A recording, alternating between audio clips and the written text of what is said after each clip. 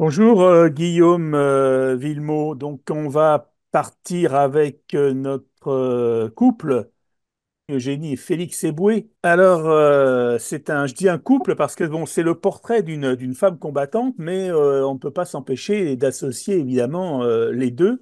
Elle est née, elle, en 1891, si je prends bien mes fiches, en Guyane. La Guyane, bien sûr, à l'époque, et même encore aujourd'hui, résonne le mot bagne. Petite fille d'esclave, quelle est la famille d'Eugénie? Ce qui est intéressant, c'est que c'est une famille qui est une famille atypique, en tout cas par rapport à ce qu'on peut imaginer de ce qu'est une jeune fille noire à la fin du 19e siècle, puisque son père, qui a un prénom exceptionnel, qui s'appelle Herménégilde, va faire toute sa carrière dans l'administration pénitentiaire. Et effectivement, le bagne en Guyane, c'est ce qui régit beaucoup de choses, ce qui organise beaucoup de choses de la vie de l'époque. Et son père va gravir tous les échelons pour arriver à être le premier et l'unique guyanais noir à diriger le bagne de Guyane. C'est une famille qui est une famille très cultivée. Lui, comme son épouse, sont des gens très instruits. Ils croient fondamentalement à l'éducation républicaine et laïque. Et il va vouloir que ses trois enfants, donc Eugénie et ses deux frères, aient une éducation particulièrement poussée. Quand ils partent s'installer à Saint-Laurent-du-Maroni, qui est un des endroits où il y a il quitte Cayenne pour aller s'installer à Saint-Laurent, au moment où il va prendre la direction du bagne, il se dit que l'école à l'époque de Saint-Laurent est quand même pas au niveau de ses espérances, et donc il fera appel à un bagnard qui fera les cours du soir pour Eugénie et ses frères, jusqu'au moment où ils décideront de venir dans l'Hexagone pour poursuivre les études des enfants. Ce qui était étonnant, vous l'avez dit, c'est un premier autochtone, un premier noir finalement à diriger ce bagne. Et, Ouais. et on s'aperçoit que, bah, effectivement, ils ont eux, une vie plutôt confortable, si je puis dire, et puis une vie surtout très, très éduquée. Eugénie et part avec ses parents aux alentours des années 1900-1905. Ils viennent s'installer dans l'Hexagone pour poursuivre leurs études. Et Eugénie part avec ses deux frères, dont Guillaume. Euh, Comme son nom de jeune fille à Eugénie, et donc le nom de famille de Guillaume est Tell. Il trouve que quand même Guillaume Tell, c'est pas un nom terrible ou qui Oui, a déjà des prix. Donc il changera de prénom et deviendra Willy Tell. Mais il va faire une carrière étonnante puisqu'il va faire une carrière, lui, il va rester ici dans l'Hexagone et il va faire une carrière aux Folies Bergères pour gravir tous les échelons des Folies Bergères, pour en être jusqu'à un moment donné le directeur général.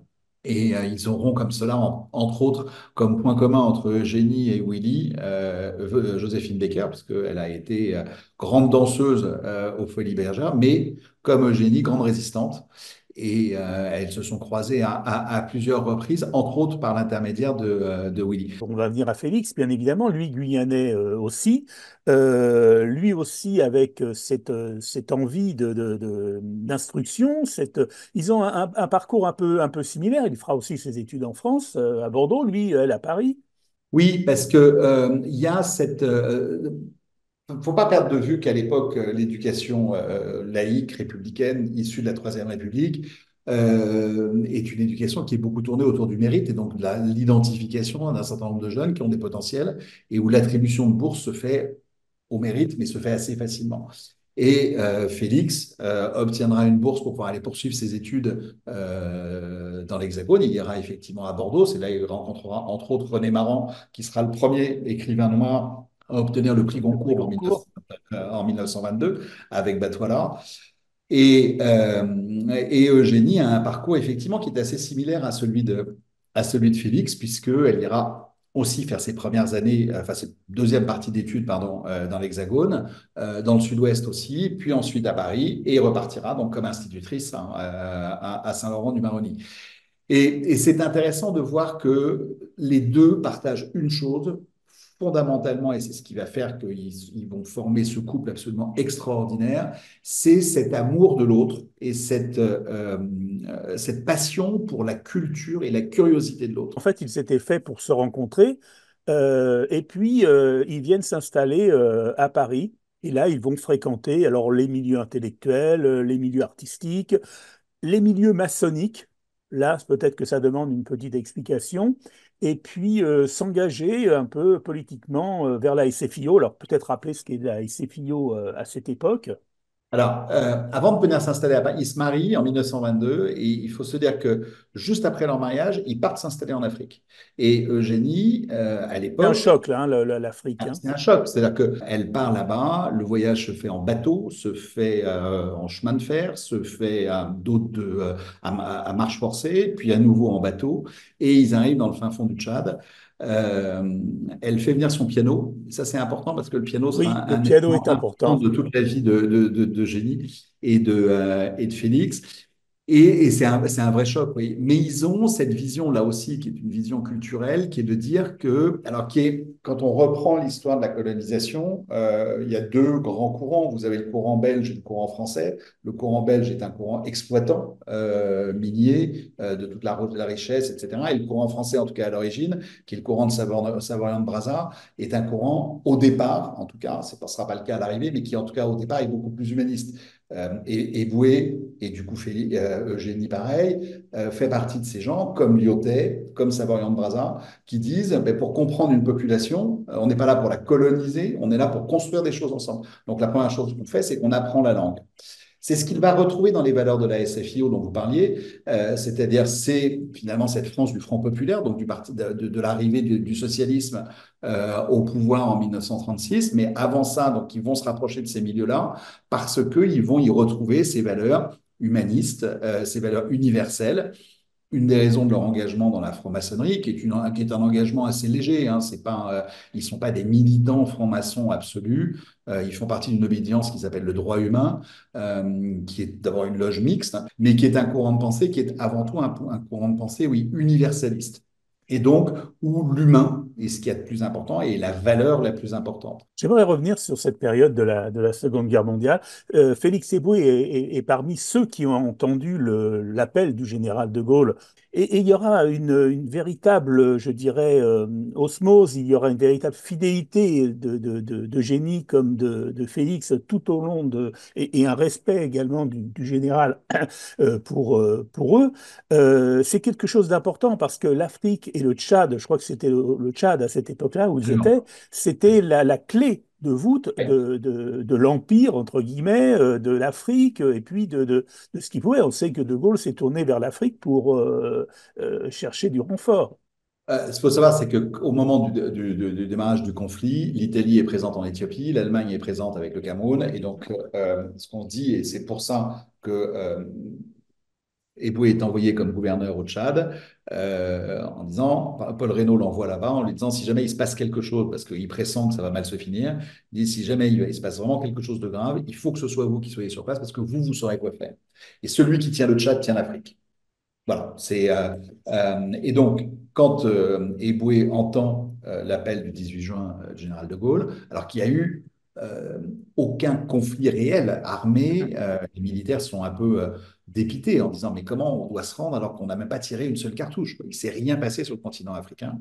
La vieille génération qui a connu Pétain, héros de Verdun, dit, bah, si Pétain dit qu'on rend les armes, bah, il faut rendre les armes. Et il y a une frange de la population plus jeune, donc d'un côté les militaires et de l'autre côté les civils avec Eboué, qui vont dire, mais il n'est pas question de rendre les armes. Il faut savoir que quand Eboué est nommé gouverneur du Tchad, la presse nationaliste, qu'elle soit française, qu'elle soit italienne, qu'elle soit allemande, est mais d'une virulence à l'égard de Eboué et d'un racisme à l'égard de Eboué, qui fait que de toute façon, il n'est pas, j'allais dire, intellectuellement compatible avec ce type de régime-là.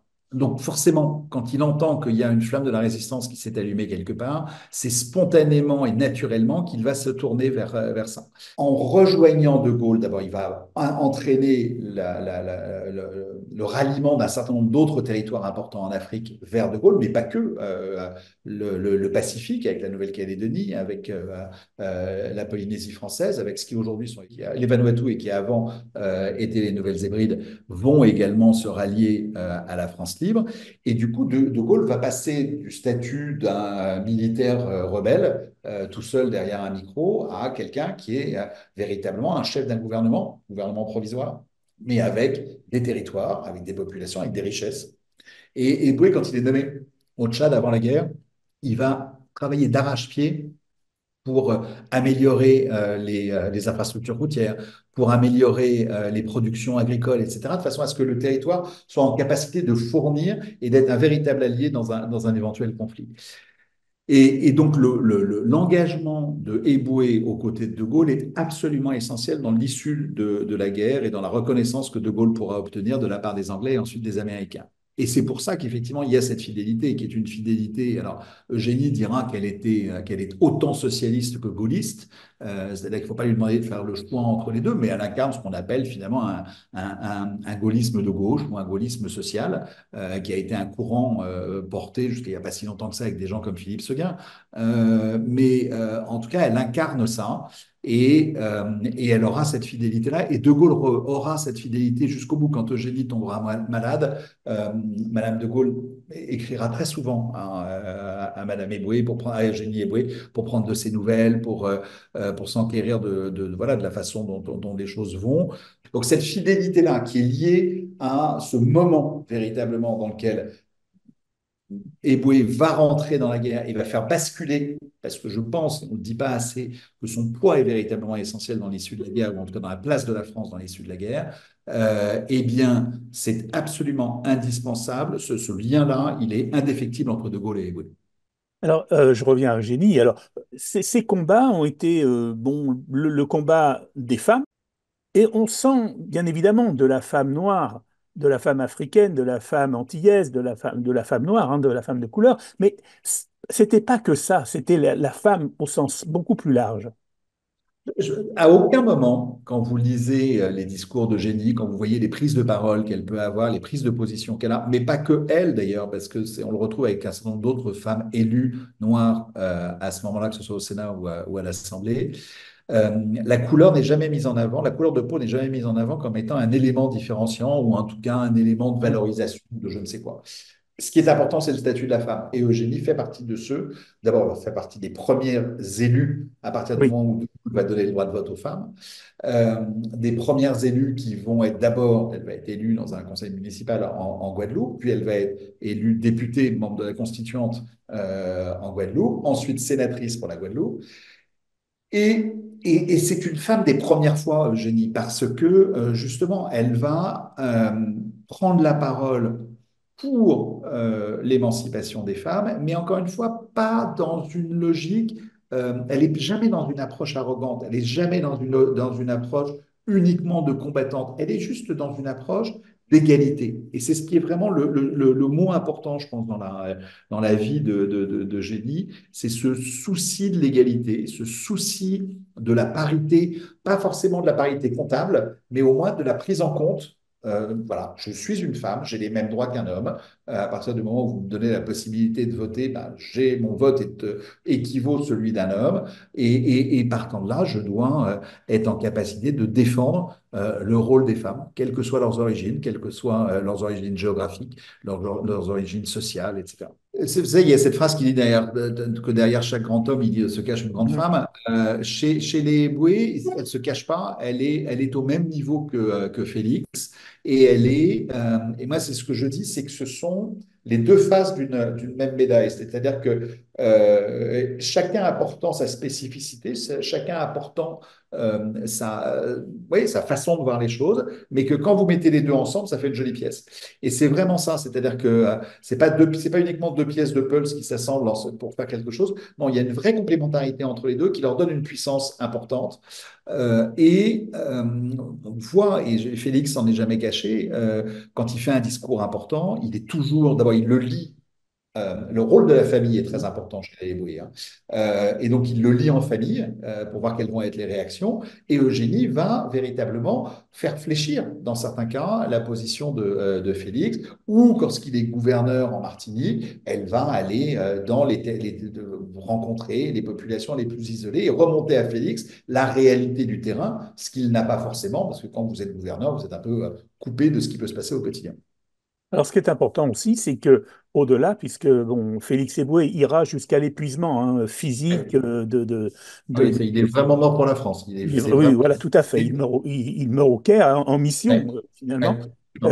Mais Eugénie, elle, après bien évidemment la douleur du décès de son mari, elle redevient la combattante qu'elle a toujours été. Elle restera quand même, comme vous l'avez dit, la femme des premières fois. Et que reste-t-il et pourquoi peut-être aujourd'hui, on connaît mieux Félix Éboué, le nom de Félix Éboué, que celui d'Eugénie? Alors, parce que je pense qu'elle ne s'est pas battue assez fort finalement et qu'on est encore dans une société qui a tendance à faire gommer ou à gommer des noms féminins ou en tout cas, mais même regarder la place de Félix Éboué, je trouve, a tendance à disparaître au fur et à mesure dans la façon dont on raconte l'histoire. Je pense qu'il y a eu une historiographie post-Seconde Guerre mondiale qui fait qu'on va essayer de raconter l'histoire d'une façon un peu plus lisse. Souvenez-vous qu'à l'époque, on nous explique quand même que toute la France a été résistante, ou à peu près. Finalement, l'épuration est assez light par rapport à ce qu'elle a réellement été, mais parce qu'on a besoin que la France se remette à fonctionner. La crainte de De Gaulle, c'est qu'on soit mis sous tutelle des Américains et que les Américains décident de gouverner la France en lieu et place des Français. Donc, du coup, on va pardonner ou en tout cas faire comme s'il ne s'était pas passé grand-chose chez un certain nombre de fonctionnaires.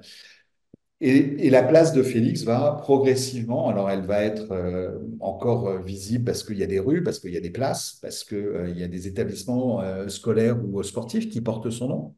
Mais ce nom va au fur et à mesure s'effacer. Et donc, du coup, le nom de Génie va aussi subir cette double peine-là, parce que pour beaucoup de gens, elle n'est que la femme de Félix, et qu'on a oublié que, effectivement, aujourd'hui, ça reste la seule femme française à avoir siégé au sein de nos trois assemblées, à savoir le Sénat, l'Assemblée nationale et le Conseil économique et social, maintenant environnemental.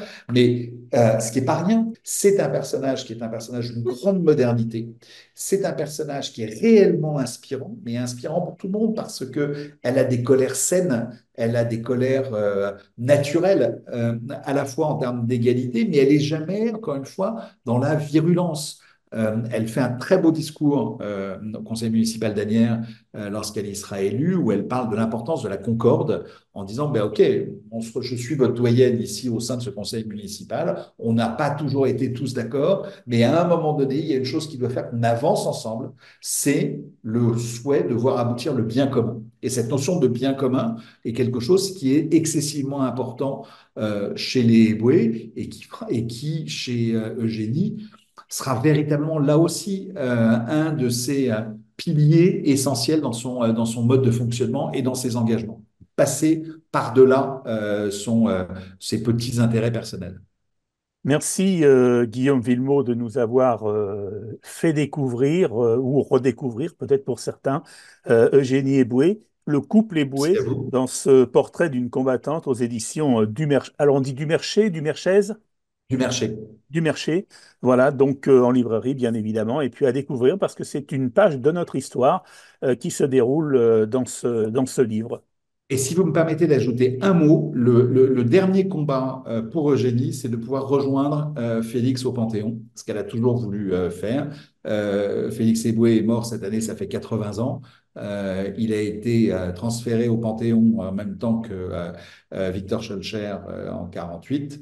Et le souhait d'Eugénie a toujours été de reposer auprès de son époux. Et je pense que pour plein de raisons, elle a véritablement sa place, ne serait-ce que d'une panthéonisation amoureuse, mais elle a en tout cas sa place comme étant, elle aussi, on vient de célébrer l'engagement des étrangers pour la libération de la France avec la panthéonisation des Manouchians, et je trouve que les Éboués, c'est aussi montrer l'engagement des Outre-mer et de l'ensemble des ultramarins auprès de la libération de la France et auprès de la France libre. Donc elle a vraiment sa place, à mon sens, aux côtés de Félix au Panthéon. Voilà.